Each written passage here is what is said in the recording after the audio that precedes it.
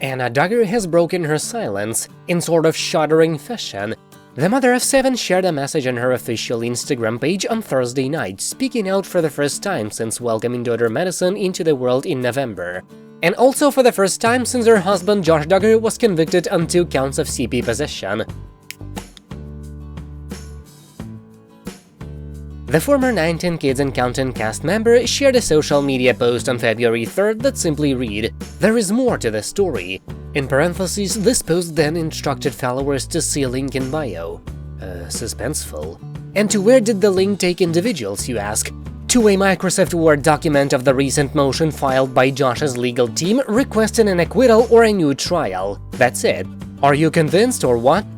Back on January 20th, Josh's legal team filed paperwork that asked a judge to either reverse the jury's decision in December that found him guilty altogether, or to grant him another day in court.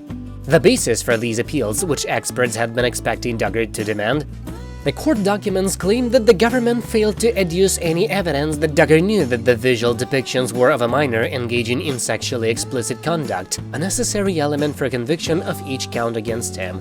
Put more simply, Duggar's lawyers are arguing that its client was unaware he was watching CP, if he was watching it at all.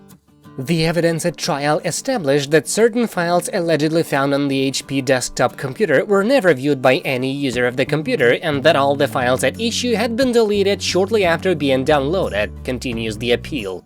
The jury had no evidence that Duggar personally viewed any specific portion of any of the files allegedly found on the computer.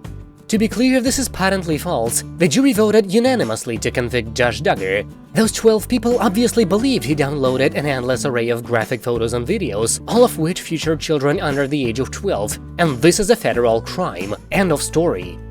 In their appeal, though, Josh's attorneys are also clinging to the allegation that another employee at the used car dealership where their client formerly worked is actually the one who downloaded these materials. Elsewhere in their filing, these lawyers alleged they were unfairly prevented from calling a necessary witness during the 7-day trial. Duggar's attorneys wrote in their motion that the former employee, who was also a registered sex offender, had regularly used the desktop computer in the months and weeks leading up to May 2019. They claimed that prosecutors failed to disclose any mail this individual allegedly sent to them, which in their mind is cause to grant Josh a new trial. Now look, lawyers file appeals for their convicted clients all the time, that is their job. The odds of this motion actually being granted, however, and Josh being set free from a detention center in Arkansas, they are infinitesimal. But Anna linking to this paperwork, adding that there's more to this story, that's frightening and depressing as hell. It backs up all the previous reports that Anna somehow thinks that her husband could be innocent of all charges, which sadly makes sense, we guess. Prison logs show Anna has been in contact with Josh numerous times since he was hauled off to jail in handcuffs on December 9th. Where else is she gonna go? What else is she gonna do? Josh Duggar was arrested on April 29, 2021.